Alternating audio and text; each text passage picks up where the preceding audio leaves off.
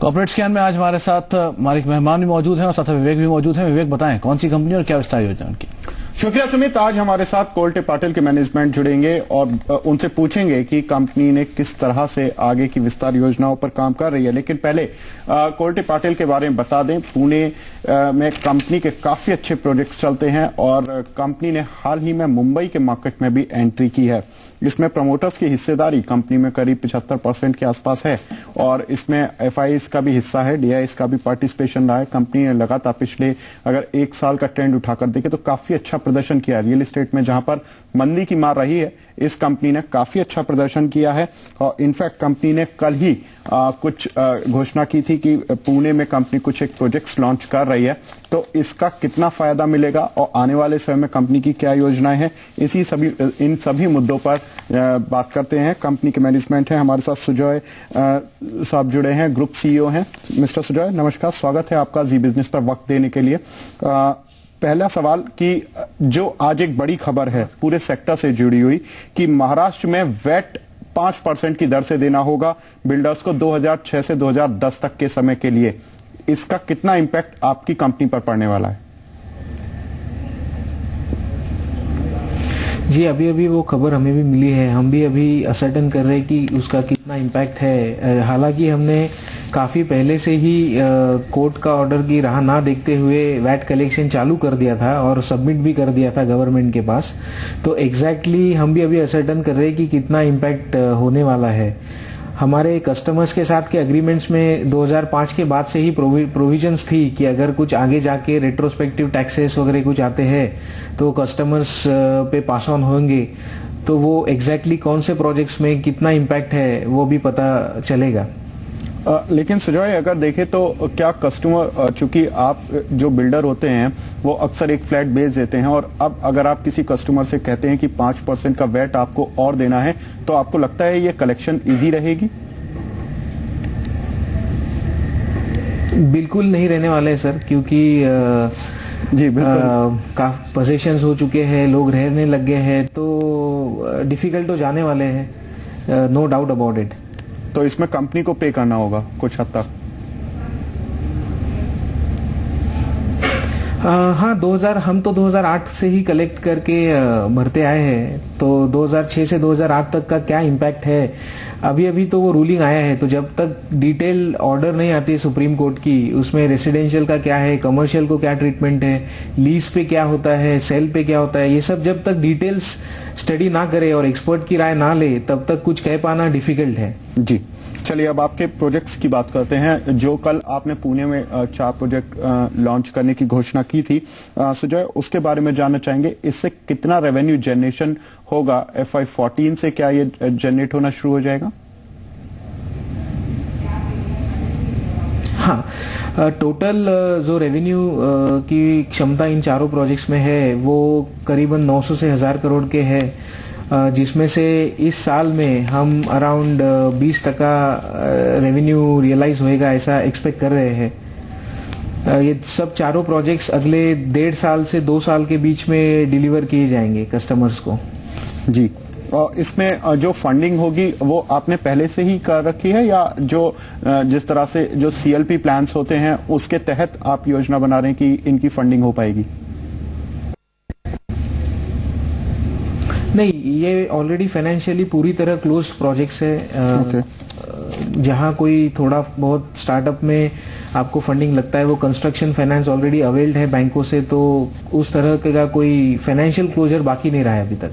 जी, चलिए इस समय सुजय आपको रोकना चाहेंगे। इस समय कंपनी का शेयर देखें तो इंट्राडे हाई पर आ चुका है और करीब 3% का उछाल कोल्टे पाटिल के शेयर में इस समय दिख रहा है, करीब 66 रुपए के स्तर को काउंटर टच करता हुआ। सुजय, आपसे दोबारा जानते हैं कि आपने हाल ही में मुंबई में भी एंट्री की है। काफी समय से आप पुणे में तो एक लीडिंग बिल्डर के तौर पर रहे हैं, लेकिन मुंबई में जो आपका खास प्रोजेक्ट है उससे कितना रेवेन्यू जनरेट होगा FY14 में? FY14 में रेवेन्यू जनरेशन वो प्रोजेक्ट से कुछ भी नहीं आने वाला है। अभी हमने हाल ही में अप्रैल में ही साइन किया है, अभी अप्रूवल्स की तदार पे है वो प्रोजेक्ट। उसका सब्सटैंशियल रेवेन्यू रियलाइजेशन FY15 में होगा। ओके, कितना हो सकता है FY15 में रेवेन्यू जनरेशन? टोटल जो रेवेन्यू एक्सपेक्टेड है वो प्रोजेक्ट से वो करीबन 90 से 100 करोड़ के आसपास है। और FY15 में 50% और FY16 में 50% ऐसा एक्सपेक्टेड है हमको। ओके। साथ ही सुजय, जो लैंड एक्विजिशन बिल पास किया गया था उससे ज्यादातर बिल्डर्स नाखुश रहे हैं, क्या आपकी कंपनी भी यही मानती है? हाँ, जहाँ तक हमारा मानना है हम थोड़े से ठीक स्थिति में है, बिकॉज 2 टाउनशिप्स हमारे ऑलरेडी अक्वायर्ड है, फुली लैंड पेड है, तो हमारा उतना dependence land acquisition bill pay नहीं है जितना अभी रहेगा। बट जहाँ तक इंडस्ट्री की बात करें, डेफिनेटली हमें लगता है कि थोड़ा सा नेगेटिव स्टेप है, बिकॉज जहाँ एक तरफ हम बात कर रहे हैं अफोर्डेबल हाउसिंग की और घरों की कीमतें और कम कैसी हो, वहाँ एक दूसरी तरफ हम जो बेसिक रॉ मटेरियल है घरों का, लैंड, उन्हीं की मिनिमम सपोर्ट प्राइस तय कर रहे हैं, विच इज 2 times और 4 times अर्बन या रूरल एरिया उस हिसाब से।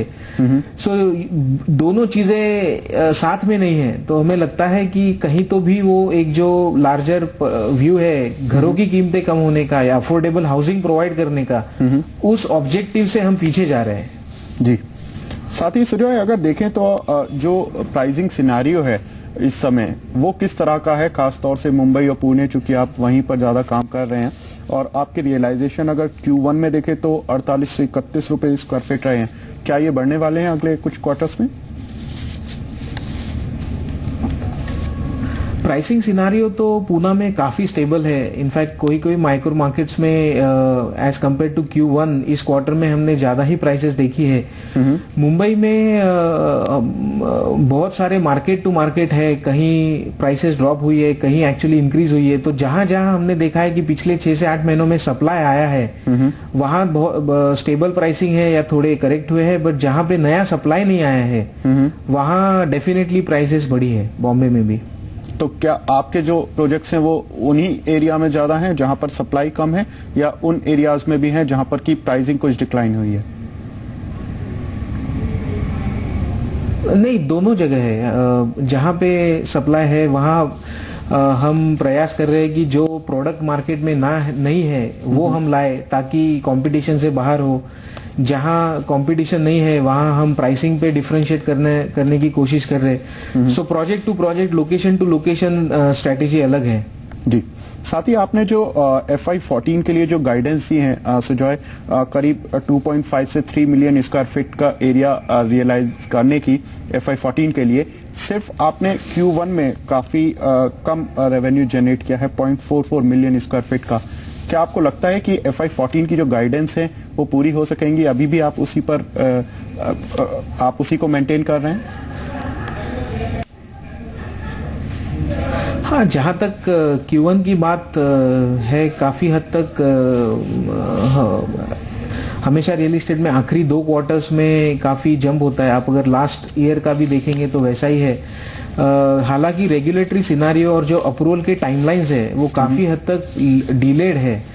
तो आज की तारीख में हम अपेक्षा यही कर रहे हैं कि अप्रूवल्स टाइम पे आए, जिस हिसाब से will be able to match 2.5 million square feet जो हमने टारगेट दिया है। अभी इस क्वार्टर में तो कोई चेंज करने का हमें रीजन नहीं आ रहा है। अगले 3 महीने में भी अगर हमारे अप्रूवल्स आ जाते हैं तो we should be able to match it.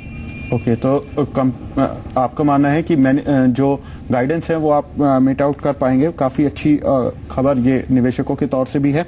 आखिरी सवाल सुजॉय आपसे, आपने Q1 में काफी ज्यादा डेट रेस किया था, हालांकि आपकी कंपनी अक्सर डेट फ्री कंपनी या लो डेट कंपनी ही रही है, लेकिन Q1 में आपने करीब 125 करोड़ रुपए का डेट रेस किया है। क्या ये डेट और रेज होगा कंपनी का आगे आने वाले समय में, या इसको रिड्यूस किया जाएगा? ये कम्प्लीटली डिपेंड करता है कि कौन से नए प्रोजेक्ट्स हम कितने नए प्रोजेक्ट्स हम मार्केट में ला रहे हैं।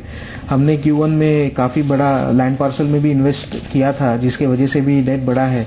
बट ओवरऑल अगर आप स्थिति देखोगे तो काफ़ी कंफर्टेबल है अभी भी नेट कैश पोजीशन पे या डेट इक्विटी रेशियो पे। तो हम वी आर वेरी कंफर्टेबल आज की तारीख में। चलिए सुजय, बहुत बहुत शुक्रिया हमसे जुड़ने के लिए, अपना महत्वपूर्ण समय देने के लिए। तो कोल्टे पाटिल की मैनेजमेंट का कहना है कि कंपनी एक तो जो पॉजिटिव पॉइंट्स में रेवेन्यू की जो गाइडेंस दी है कंपनी ने, अभी उसको स्थिर रखेंगे, अगले 3 महीने तक कम से कम उसको देख रहे हैं, रिव्यू करेंगे उसके बाद। दूसरा, जो महाराष्ट्र में जो वेट चार्ज सुप्रीम कोर्ट ने कहा है कि 5% बिल्डर्स को देना होगा, कंपनी काफी कुछ उसको मैनेज कर रही है। कुछ हो सकता है कि कंपनी पर भी असर दिखाई दे।